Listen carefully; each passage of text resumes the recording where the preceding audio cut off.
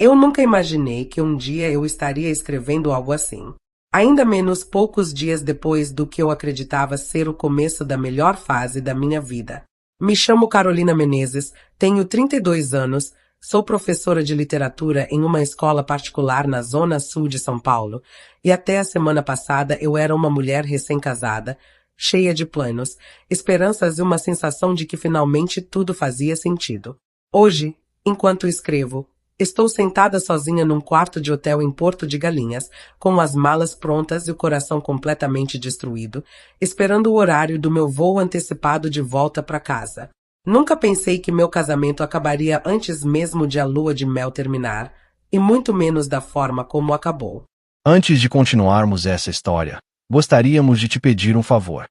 Notamos que o canal tem crescido, mas ainda precisamos do seu suporte. E não vai custar nada.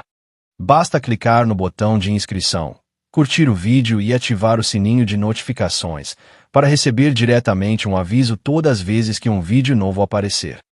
Agora de volta para a história.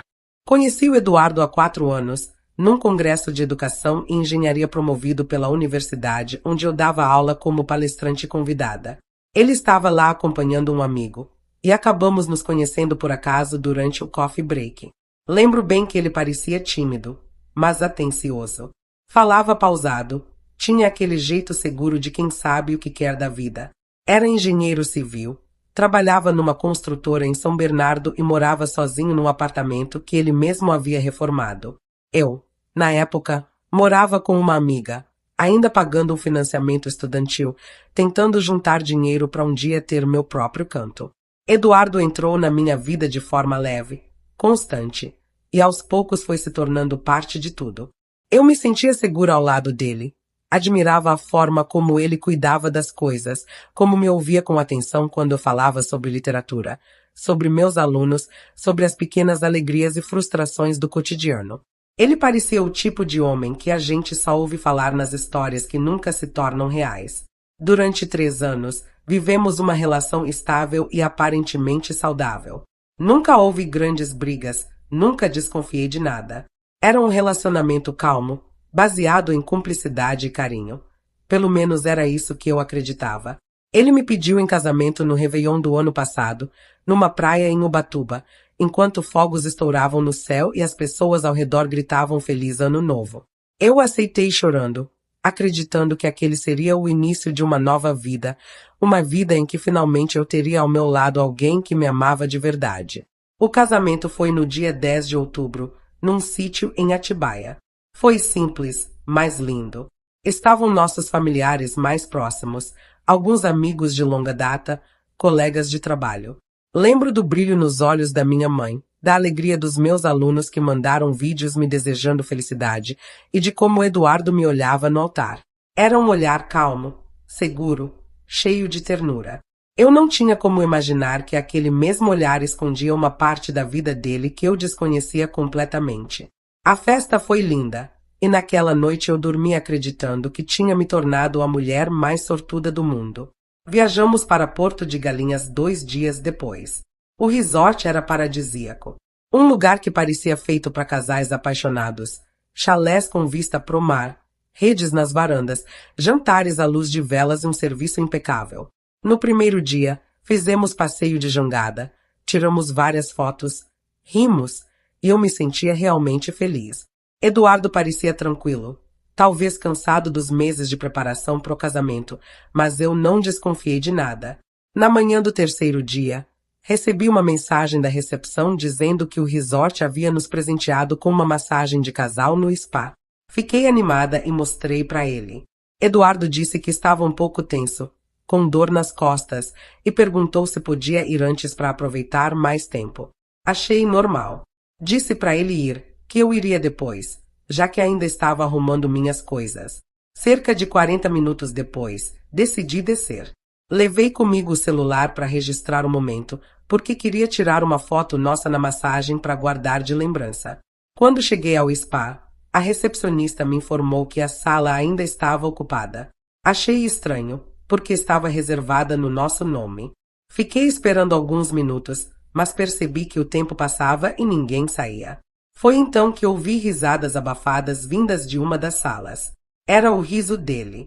Eu conheço aquele som, conheço cada tom da voz do Eduardo, e naquele instante algo dentro de mim congelou. Caminhei até a porta, hesitando. Toquei na maçaneta. Num impulso, empurrei a porta. A imagem que vi ficou gravada em mim de uma forma que eu duvido que algum dia vá se apagar.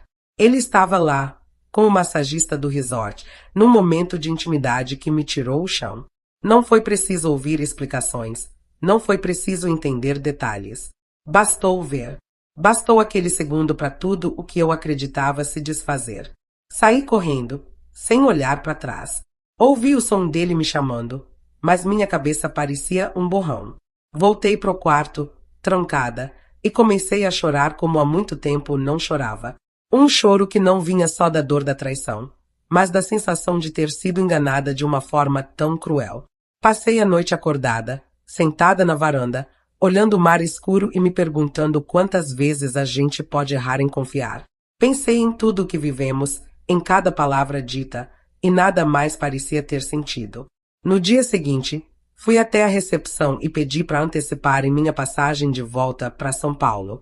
Disse que era uma emergência familiar. Eles foram solícitos, me ajudaram com discrição.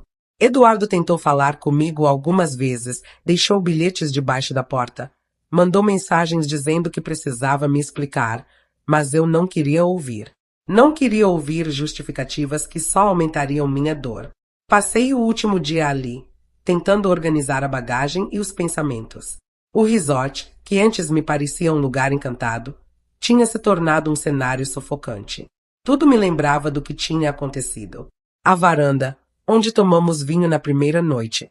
O restaurante, onde ele me fez rir com uma história boba. Até a cama, que agora me parecia um símbolo de tudo o que foi destruído.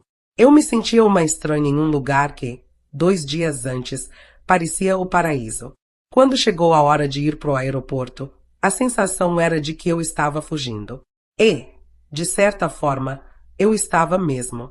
Fugindo daquilo que restava do que eu pensei ser o amor da minha vida. O voo para São Paulo foi o mais longo da minha vida. Fiquei o tempo todo olhando pela janela, tentando não chorar, mas as lágrimas vinham mesmo assim. Pensei em como explicaria tudo para minha família, em como contaria para minha mãe, que sempre acreditou que o Eduardo era o genro perfeito. Pensei nos meus alunos, que tinham me mandado mensagens carinhosas, dizendo que eu merecia o amor mais bonito do mundo. Pensei em como as pessoas idealizam relacionamentos sem saber o que acontece por trás das fotos perfeitas. Quando o avião pousou, senti uma mistura de alívio e tristeza. Alívio por estar de volta, tristeza por saber que nada mais seria igual. Cheguei em casa no final da tarde. O apartamento, que eu e ele tínhamos alugado juntos antes do casamento, ainda tinha nossas coisas espalhadas. O vestido de noiva estava pendurado na porta do quarto, esperando para ser guardado. As flores que ganhamos dos amigos estavam murchas na mesa da sala. Tudo parecia congelado num tempo que já não existia. Sentei no sofá e fiquei olhando em volta, tentando entender como a vida pode mudar tanto em tão poucos dias. Eu não sentia raiva, pelo menos não naquele momento. Sentia um vazio enorme, como se algo tivesse sido arrancado de mim à força. Na manhã seguinte, ainda em casa, acordei com o som das notificações do celular. Eram mensagens de Eduardo. Ele dizia que estava voltando para São Paulo, que não conseguia parar de pensar em mim, que precisava conversar. Li tudo com o coração acelerado, mas não respondi. Passei o dia inteiro em silêncio, tentando entender o que fazer, tentando reunir forças para enfrentar o que viria. Eu sabia que, mais cedo ou mais tarde, teria que encarar a realidade, desfazer o casamento, lidar com os comentários, explicar para a família. Cada vez que pensava nisso, sentia o corpo ficar pesado. Nos dias seguintes, tentei retomar uma rotina, mas era como se tudo tivesse perdido o sentido. As aulas começaram a parecer um esforço sobre-humano. Eu me via diante dos alunos, falando sobre autores e histórias de amor, e por dentro só sentia um gosto amargo, como se eu tivesse sido enganada pela própria ideia de romantismo. No intervalo, me trancava na sala dos professores e chorava em silêncio. Alguns colegas perceberam, Perguntaram se eu estava bem, mas eu só respondia que estava cansada. Era mais fácil dizer isso do que explicar a verdade. Minha mãe foi a primeira pessoa para quem contei. Ela tem 58 anos e é enfermeira aposentada. Sempre foi uma mulher prática, dessas que enfrentam a vida de frente, sem rodeios. Quando eu disse que o casamento tinha acabado e que Eduardo me traiu durante a lua de mel, ela ficou em silêncio por um tempo. Eu vi nos olhos dela um misto de dor e incredulidade. Ela sempre gostou muito dele. Disse apenas que eu não devia me culpar, que ninguém merece viver com quem mente e que eu ia sair dessa mais forte. As palavras dela me confortaram, mas ao mesmo tempo me fizeram desabar.